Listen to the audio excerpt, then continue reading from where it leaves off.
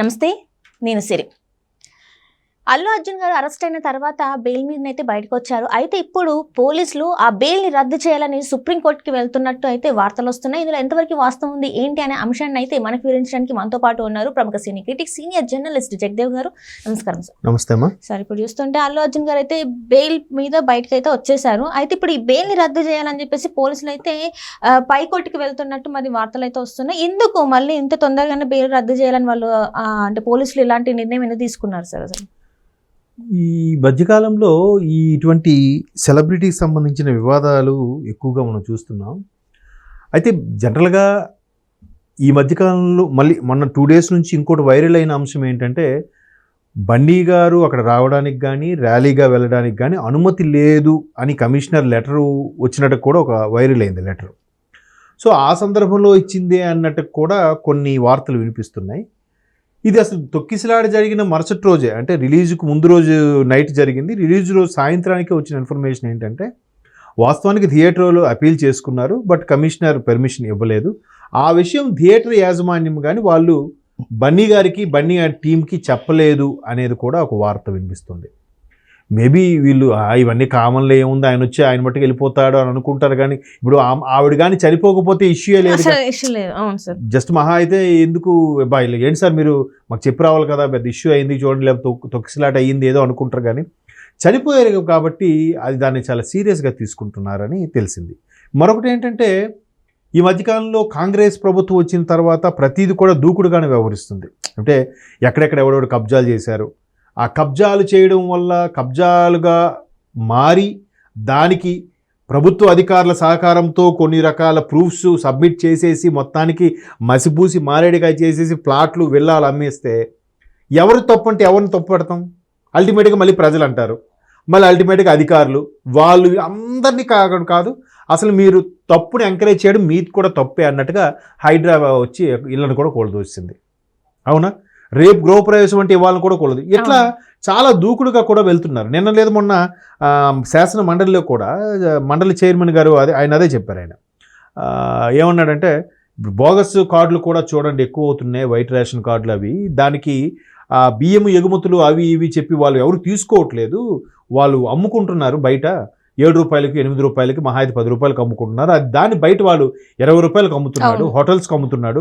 లేదంటే మొన్న కాకినాడ పోర్టు వ్యవహారం చూశారు కదా, బహుశా కాకినాడ ఎగ్జాక్ట్లీ అలాగా ప్రతిదానికి కూడా రేవంత్ రెడ్డి గారి ప్రభుత్వం కొంత దాన్ని మైండ్లో పెట్టుకొని దూసుకెళ్తుంది.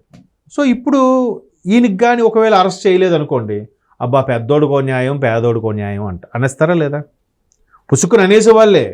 ఇప్పుడు నిన్న కూడా సర్వే ఏదో వచ్చింది న్యూఢిల్లీలో, ప్రశ్నం.AA అని. వాళ్ళు సర్వేలో ఏం చెప్పారు, బన్నీ లాంటి పాన్ ఇండియా స్టార్ని అరెస్ట్ చేయడం ఎంతవరకు కరెక్టు, తప్పు కదా అనేవాళ్ళు ఎంతమంది ఉన్నారో, చట్టం తన పని చేసుకుపోతుంది కరెక్టే అన్నట్టుగా వచ్చింది కదా. అంటే ఏంటి ఇక్కడ అభిప్రాయం ఏముంది? 50-50 ఛాన్సెస్ ఉన్నాయి. అలాంటప్పుడు ప్రభుత్వం ఎలా హ్యాండిల్ చేయగలుగుతుంది? ఎవరినేనంటది? రేపు పొద్దున వదిలేస్తే ప్రతిపక్షాలు ఎప్పుడో ఒక రోజు లేవనెత్తి చెతక్కొట్టేస్తాయి. పోనీ ఎక్కడనంటే ప్రజల్లో వ్యతిరేకత వచ్చి ఓట్లు పడవేమో అదొక భయం. రకరకాలు ఇప్పుడు ఎవరు వెర్షన్ వాళ్ళది, నేను దాన్ని తప్పు పట్టలేం. సో అందుకు మేము లేదు పర్మిషన్ లేదని చేయలేమైనా కూడా ఆయన వచ్చాడు సరికదా. సినిమా అయిపోయాక వెళ్ళిపోకుండా పైకి వచ్చి ఎందుకు ఓపెన్ టాప్ అభివాదం ఎందుకు చేశాడు? దానికోసం పడి తెచ్చారు. ఇంకోటి కూడా ఎలిగేషన్లో ఉంది ఏమిటంటే, ఆయన తరపు ఆర్మీ, నేను ఇంతకుముందు పాయింట్లు కూడా మీకు చెప్పాను. ఒకటి థియేటర్ యాజమాన్యం, రెండోది పోలీసులు ఇచ్చే సెక్యూరిటీ ఇవ్వకపోవడం, మూడోది ఆర్మీగా చెప్పుకునే వాళ్ళు కూడా కనీసం అరే మా అభిమానులు అడ్డు వస్తున్నాడు, వానికి ఇబ్బంది కలగకుండా ప్రజలకు ఇబ్బంది కానీ చూద్దామనే ఒక ఆలోచన ఉండాలి కదా. ఎంతసేపు బన్నీ అన్నా కన్నా ఆయనకేం తెలుస్తుంది? పైన ఎక్కడో ఉంటాడు ఆయన, కింద స్థాయిలో ఉండాల్సి మీరు కాపాడాలి కదా, మీరు కాపాడలేదు. ఇప్పుడు ఆయనతో పాటు ఉండే బౌన్సర్లు కూడా ఎక్కువ చేశారనే ఒక వార్త. వాళ్ళు తోయడం వల్లనే ఈ రోజు ఇది జరిగింది, సంఘటన జరిగిందని ఫస్ట్ డే 1 నుంచి కూడా వస్తుంది. ఎవరైతే వాళ్ళు బాగా వెనక్కి పుష్ చేయడం వల్లనే జరిగింది అని చెప్పేసి వాళ్ళు బలిష్టంగా ఉంటారు, వాళ్ళు గట్టిగా ఆపేస్తూ ఉంటారు. ఇట్లాంటివి చాలా చూసాం. ఎందుకంటే ఇంకోటి కూడా అసలైన వాడికన్నా పక్కన వాళ్ళు ఎక్కువ బిల్డప్ ఇస్తుంటారు. అయ్యి పక్క జరుగు అని మీకు ఏదో సినిమాలో చూపిస్తే బ్రహ్మానందం గారికి వేణుమాధవ్ గారి సినిమా కథాస్కి మిలిటరీ దర్శకత్వం అప్పలరాజు. అందులో అంటే అలాగా ఈ గన్మెన్లు కానీ బౌన్సర్లు కానీ కొంతమంది ఎక్కువ చేస్తుంటారు. అయితే ఆ అభిమాన నటుడిని దగ్గరగా చూడడానికి వీళ్ళకి కేటాయించిన సీట్లు కూడా తోసేసి వెళ్ళి అభిమానులు వీళ్ళు కూర్చోవడం కూడా తప్పిదం జరిగిందని పోలీసుల నిర్ధారణ. అంటే ఒక్కొక్కటిగా ఇప్పుడు నా తప్పు ఏమీ లేదు, నేను అక్యూజ్డ్ లేవను, నాకేం పాపం తెలుసు నిజంగా ఆయనకి తెలియదు, వాస్తవం అది. బట్ ఆయనకి వెనక అనుచరులుగా ఉంటారు కదా, వీళ్ళు చూసుకోవాలి కదమ్మా. ఇప్పుడు ఇలా చేయడం వల్ల ఇకపైనైనా ఆయనే కాదు, ఆయన పొజిషన్లో ఏ సూపర్ స్టార్ అయినా ముందు కెందోల్కి గట్టిగా క్లాస్ పీకి గడ్డి పెట్టాలి. మీరు నా కోసం మీరు కాపాడని తోస్తున్నారు, బాగానే ఉంది, దానివల్ల ఎంతమంది సఫర్ అవుతున్నారు చూసుకోవాలి కదా. ముందు మొదటి నుంచి కూడా తాడులు కట్టో బారికేడ్లు పెట్టాలి, కానీ ఇలా చేయడం వల్ల ఇబ్బంది అనేది ఇకపై ఒక్కొక్కడు సీరియస్గా తీసుకుంటారని నేను అనుకుంటున్నాను. సో దాని మీదే వాళ్ళు ఇక్కడ హైకోర్టులో కాకుండా సుప్రీంకోర్టుకి వెళ్తే ఆయన బెయిల్ క్యాన్సిల్ చేయొచ్చు, కొద్దిగా సీరియస్గా తీసుకుంటున్నాం ఇలా అంటే ఏం చేసేస్తారని కాదు, దాని తర్వాత మళ్ళీ ఆయన బెయిల్ మీద వస్తారు. ఇట్లా చేయడం వల్ల నెక్స్ట్ ఎవరైనా ఇలా రావాలన్నా కాస్త ఆగుతారు, ఆలోచిస్తారు, భయపడతారు. సో దాన్ని ప్రామాణికంగా తీసుకొనే పోలీసులు ఈ చర్యలకు ఉపక్రమిస్తున్నారనేది ఒక వార్త అయ్యిండొచ్చు. ఇప్పుడు రకరకాల వార్తలు వినిపిస్తుంటాయి, వీళ్ళకి ఫేవర్ రా, వీళ్ళకి ఏం చేయర్రా, వీళ్ళకి ఇదిరా. గత ప్రభుత్వం అయితే కేటీఆర్ గారు బన్నీ గారు వీళ్ళందరూ మంచి క్లోజ్ కాబట్టి ఏం చేయర్రా, వీళ్ళ ప్రభుత్వం వచ్చాక ఇప్పుడైనా వీళ్ళు చేస్తారులే చూద్దాం అనే వాళ్ళు కూడా ఉంటారుగా. నరం లేని నాలుక కదా, ఏదైనా మాట్లాడతారు, ఏదైనా అంటారు. సో అందుకు వాటన్నిటికీ ఛాన్స్ ఇవ్వకుండా ఉండడం కోసం పోలీసులు కూడా చర్యలు తీసుకుంటున్నారు. అట్ ది సేమ్ టైం వాళ్ళు కూడా వాళ్ళ జాగ్రత్తలో ఉన్నారు. అక్యూజ్డ్ లెవెన్గా ఉండడం మాకేం పట్టింది. దట్టు ఒకవేళ ఎవరైతే ఇదయ్యారో వాళ్ళ కోసం మేము అహర్నిశలో ఇబ్బంది పడుతున్నాం. మా టీం వాళ్ళ కోసం వర్క్ చేస్తుంది, వాళ్ళ క్షేమం కోసం ప్రయత్నిస్తుంది, వాళ్ళకి ఎంత అమౌంట్ కూడా కేటాయించడం జరిగింది. ఇవన్నీ జరిగాయి కదా. సో అట్లాంటి సందర్భంలో ఆయనకి ఇంకా ఊరట కలిగించవచ్చు అని నేను అనుకుంటున్నాను.